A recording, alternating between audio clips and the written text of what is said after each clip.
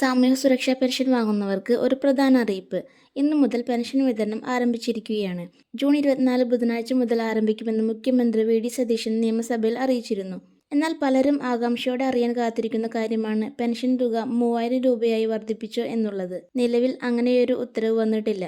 ഈ മാസം വിതരണം ചെയ്യുന്ന പെൻഷൻ തുക 2000 രൂപ തന്നെയാണ്. എന്നാൽ തിരഞ്ഞെടുപ്പ് വാഗ്ദാനമായ 3000 രൂപ പെൻഷൻ എത്രയും വേഗം നടപ്പാക്കുമെന്നും കാലതാമസം ഉണ്ടാകില്ലെന്നും മുഖ്യമന്ത്രി നിയമസഭയിൽ അറിയിച്ചിട്ടുണ്ട്.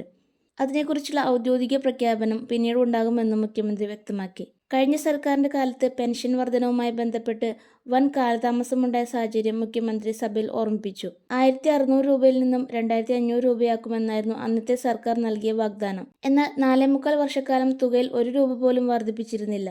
തിരഞ്ഞെടുപ്പിന് തൊട്ടു മുമ്പത്തെ ആഴ്ചയിലാണ് 1600 രൂപ 2000 രൂപയാക്കി വർദ്ധിപ്പിച്ചത്.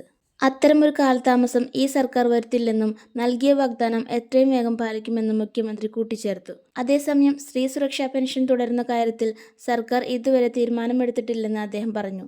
സാമൂഹ്യക്ഷേമ പെൻഷന്റെ ഭാഗമല്ല ഈ പദ്ധതിയെന്നും ഇതുമായി ബന്ധപ്പെട്ട കാര്യങ്ങൾ തീരുമാനിച്ച ശേഷം അറിയിക്കാമെന്നുമാണ് മുഖ്യമന്ത്രി നിയമസഭയിൽ വ്യക്തമാക്കിയത്. എന്നാൽ സാധാരണ സാമൂഹ്യ സുരക്ഷാ പെൻഷൻ വിതരണം തടസ്സമില്ലാതെ തുടരുമെന്നും അദ്ദേഹം പറഞ്ഞു. ബാങ്ക് അക്കൗണ്ട് നൽകിയിട്ടുള്ളവർക്ക് തുക നേരിട്ട് അക്കൗണ്ടിൽ ക്രെഡിറ്റ് ചെയ്യും. മറ്റുള്ളവർക്ക് സഹകരണ ബാങ്കുകൾ വഴിയും ഏജന്റുകൾ വഴിയും വീടുകളിലെത്തിച്ച് വിതരണം നടക്കും. അതിനാൽ എല്ലാവർക്കും ഒരേ ദിവസം തുക ലഭിക്കണമെന്നില്ല. വിതരണം ഘട്ടം ഘട്ടമായാണ് നടക്കുക.